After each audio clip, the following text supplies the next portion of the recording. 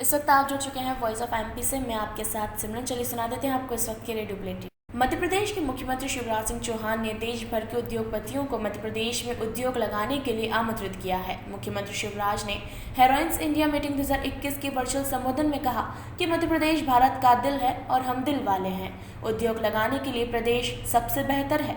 यहाँ खनिज संपदा में अपार संभावना है तो सौर ऊर्जा में बड़ी सफलता पाई जा सकती है। यहाँ साल के 200 दिन सूरज चमकता है। यह जो आता है यहीं का होकर रह जाता है। हेरोसस प्रबंधनजनों का स्वतंत्र अंतर्राष्ट्रीय मंच है।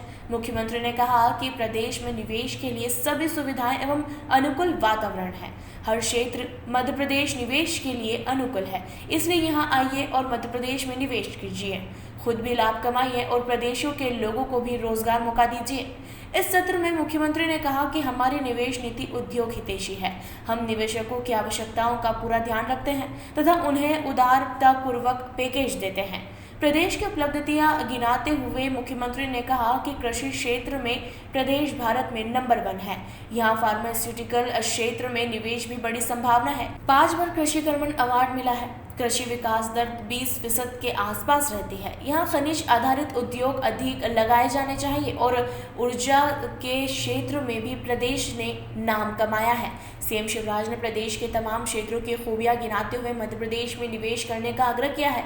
मध्य प्रदेश में खनिज संपदा, सौर ऊर्जा, textile, garments, automobile, IT, toy cluster, पर्यटन रिफॉर्म, ESG पैमाना जैसे क्षेत्रों की तारीफ करते हुए और अन्य आत्मनिर्भर कॉन्सेप्ट के लिए निवेश करने का न्योता दिया है। मध्य प्रदेश में कांग्रेस की सरकार गिराकर बीजेपी की सरकार बनाने वाले ज्योतिरादित्य सिंधिया और उनके समर्थकों को एक बार फिर कांग्रेस ने याद किया है। दरअसल कांग्रेस पार्टी ने सिंधिया समर्थकों को वापस पार्टी में आने का आमंत्रण दिया है, जिसके बाद से एक बार फिर से प्रदेश में सियासी हलचल तेज हो गई है। दरअसल कांग्रेस पार्टी के प्रदेश सचिव योगेश जाट ने कांग्रेस पार्टी छोड़कर बीजेपी में शामिल हुए सभी चर्चित सिंधिया समर्थक नेताओं को कांग्रेस ज्वाइन करने का निमंत्रण भेजा है। इतना ही नहीं, कांग्रेस पार्टी के प्रदेश सचिव योगेश जाट का कहना है कि यदि वो कांग्रेस में वापसी करते हैं तो उन्हें पहले की तरह ही सम्मान दिया जाएगा। श्योपुर से कांग्रेस के प्रदेश सचिव योगेश जाट अपने पुराने साथियों को याद करते हुए उन्हें दोबारा पार्टी में लौटने का न्योता भेजा है। जाट ने पूर्व मंत्री इमरती देवी सहित कई बड़े दिग्गजों को कांग्रेस में शामिल होने का खुला आमंत्रण दे दिया है। उन्होंने कहा कि गलती करना इंसान का स्वभाव है, गलती सभी से होती है। इन नेताओं से भी गलती हुई है, लेकिन यदि इमरती देवी, कंसाना, मुन्नालाल गोयल जैसे लोग अपनी गलतियों को सुधार कर वापस कांग्रेस में वापसी करते हैं तो कांग्रेस माफ करने के लिए बड़ा दिल रखती है और उन्हें दिल से स्वीकार करने के लिए तैयार है। इंदौर को मिनी मुंबई भी कहा जाता है और इन दिनों बॉलीवुड में हो रहे हंगामे के तार इंदौर से जुड़ते नजर आ रहे हैं। अश्लील फिल्मों के कारोबार में फंसे मशहूर अभिनेत्री शिल्पा शेट्टी के पति राज कुंद्रा को लेकर लगातार हो रहे खुलासे में ये बात सामने आई है कि इंदौर में 1 दर्जन से ज्यादा पोर्नो फिल्में बनाई गई थी। लगातार हो रही पूछताछ और व्हाट्सएप चैटिंग से ये बात सामने आई है कि राज कुंद्रा 121 पोर्नो वीडियो को बेचने की तैयारी कर रहे थे और इसके लिए $1.2 मिलियन यानी 8.93 करोड़ रुपए की डील हुई थी। इसी बीच सूत्रों के हवाले से ये खबर भी मिली है कि मुंबई से इंदौर आकर लोग आसपास के फार्म हाउस में ठहरते थे और स्थानीय युवतियों को पैसों का लालच देकर उनसे अश्लील फिल्मों में काम करवाते थे। इस मामले में इंदौर के कुछ लोगों के जुड़े होने की भी संभावना है और इससे लेकर अब पुलिस ने जांच शुरू कर दी है। करीब साल भर पहले साइबर सेल ने एक रैकेट पकड़ा था जो मुंबई से आया था और उसने इंदौर में एक फार्म हाउस और बंगला किराए पर लेकर कुछ अश्लील फिल्में बनाई थी। आशंका जताई जा रही है कि उस मामले के तार भी राज कुंद्रा से जुड़े हो सकते हैं और इसे लेकर अब जांच पड़ताल की जा रही है। आपको बता दें कि भारत में प्रतिबंधित होने के कारण पोर्न फिल्मों को राज कुंद्रा हॉट शॉट्स नामक ऐप पर अपलोड करता था। जांच के बाद यह खुलासा हुआ है कि कैनरेन नाम की कंपनी वी ट्रांसफर प्लेटफॉर्म और हॉटशॉट्स नाम का ऐप इन पूरी प्रक्रिया में इस्तेमाल होते थे। भारतीय कानून से बचे रहने के लिए राज कुंद्रा ने ब्रिटेन में निवास कर रहे अपने भाई के साथ कैनरेन नामक कंपनी बनाई ताकि भारत के साइबर लॉ से बचा जा सके।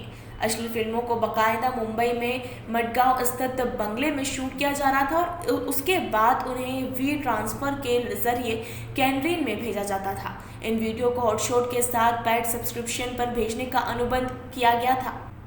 भोपाल सांसद प्रज्ञा ठाकुर ने अखिल भारतीय आयुर्विज्ञान संस्थान और Bhopal memorial hospital and research centre दोनों को एक किया जाने की मांग की है। उन्होंने दोनों संस्थान को एक करने के लिए केंद्रीय स्वास्थ्य मंत्री को पत्र लिखा है।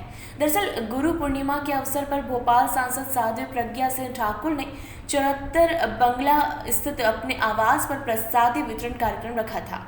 इस अवसर पर मीडिया को संबोधित करते हुए सांसद ने कहा कि BHMRC और एम्स दोनों की सेवाएं बड़ी उत्कृष्ट है। इन दोनों को मर्ज करने के लिए उन्होंने केंद्रीय स्वास्थ्य मंत्री को पत्र लिखा है और वो इस विषय को संसद में भी उठाएंगी। कोरोना की दूसरी लहर थमने के बाद मध्य प्रदेश में रविवार को सबसे बड़ी परीक्षा हुई। MPPSC की राज्य सेवा और वन सेवा प्रारंभिक परीक्षा 2020 प्रदेश के सभी 52 जिलों में 1011 सेंटरों पर आयोजित की गई। ये परीक्षा 2 सत्रों में हुई। इसमें 3,44,491 उम्मीदवार शामिल हुए। जानकारी के मुताबिक इंदौर जिले में 101 परीक्षा केंद्र बनाए गए। इनमें 38,079 परीक्षार्थी शामिल हुए। परीक्षा में किसी भी तरह की नकल या गड़बड़ी पर निगरानी के लिए 101 अफसरों की टीम तैनात की गई। साथ ही भीड़भाड़ न हो इसके लिए पुलिस बल के जवान भी सभी परीक्षा केंद्रों पर तैनात किए गए। इसके अलावा पुलिस ने लगातार पेट्रोलिंग भी की। हालांकि उन्हें परीक्षा देने आए छात्र छात्राओं के साथ संतुलित व्यवहार करने के निर्देश दिए गए हैं। इस रेडियो बुलेटिन में बस इतना ही। मुझे दीजिए इजाजत। इसी तरह की हर अपडेट्स के लिए बने रहे हमारे साथ वॉइस ऑफ MP पर। जय हिंद, जय भारत।